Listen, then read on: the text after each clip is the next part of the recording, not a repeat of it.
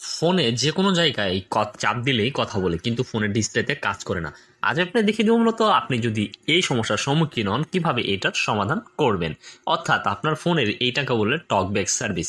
অর্থাৎ আপনি যখন কোনো জায়গায় চাপ দিবেন ফোন থেকে অটোমেটিকলি আওয়াজ বের হবে যে আপনি এটা করছেন ওইটা করছেন। তার মানে এই অপশনটার নাম হচ্ছে টকব্যাক সার্ভিস। আজ আমি দেখিয়ে দেবো এই টকব্যাক সার্ভিসটাকে কিভাবে ডিঅ্যাক্টিভেট করবেন অর্থাৎ অফ করবেন। এখানে আমি এই জন্য আপনাকে যেটা করতে হবে সেটা হচ্ছে আপনার হাতে 2 ফিঙ্গার ইউজ করতে হবে, অর্থাৎ 2 নখ দিয়ে কিন্তু আপনার ফোনটাকে কাজ করতে হবে। এখন আমি এই 2 নখ দিয়ে স্ক্রল আপ করতে করতে সেটিংস নামে যে অপশনটা রয়েছে সেটাকে খুঁজে বের করবো।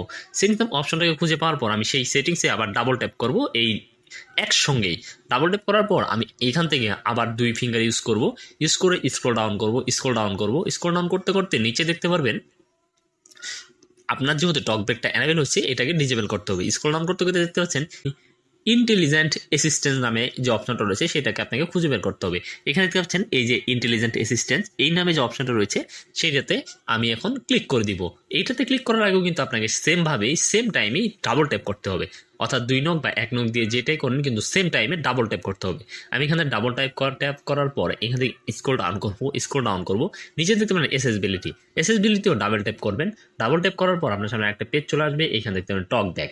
আপনি এখান থেকে আবার টক ব্যাকে ডাবল ট্যাপ করবেন, অর্থাৎ 2 ফিঙ্গার ইউজ করে আপনি এখানে দেখছেন ইউজ টক ব্যাক। আপনি জাস্ট এই অপশনটাকে অফ করে দিবেন।